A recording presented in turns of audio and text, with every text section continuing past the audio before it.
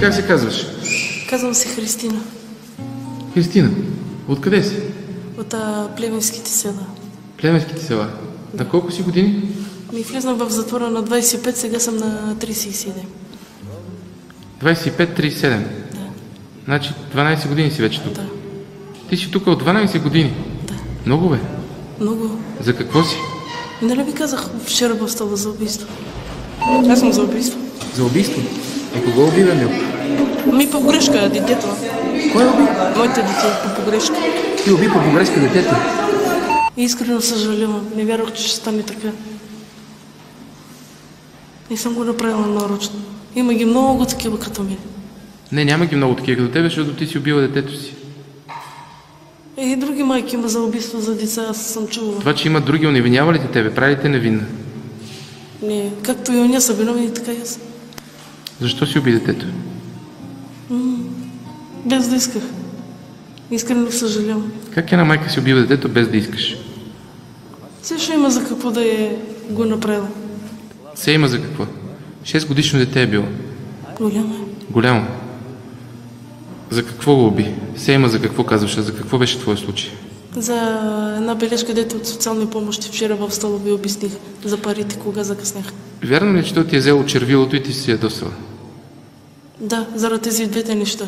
Заради бележката, че... Какво стана с червилото? Нищо, то го размъца в гърнецето, дето пишкаш там. Щупи го и... Повреди ти червилото. Да. И ти си ядоса.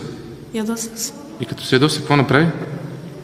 Дето ви обясниха, когато за печката имах един ръжен и без да исках го ударих само няколко пъти по гърбенцето и само там имаше белези.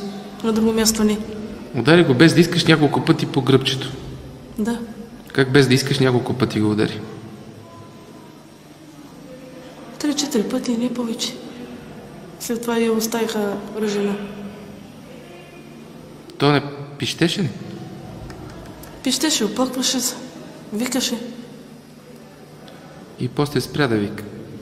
Спря. А това, че си го душила, вярно ли? Не е верно. Те идваха в къщи експертизи, снимаха насам натам. Нямаше белези, тук снимах отгоре главичката, тук гушката гледаха, преобръщаха го насам натам. Нямаше белези. Само по гърбенцето, като го обърнаха и там видях. Като го уби детето, после какво направи? Нищо, ние си спяхме в стаята и той си беше легнал горе на леглото, после го качих. Там беше. В смисъл, съм го крила, ти спа с трупа на детето си една нощ. Да. То на едното легло, аз на другото, защото... Ти имаш ли психична диагноза някаква? Не, здрава съм, от нищо не се опъквам.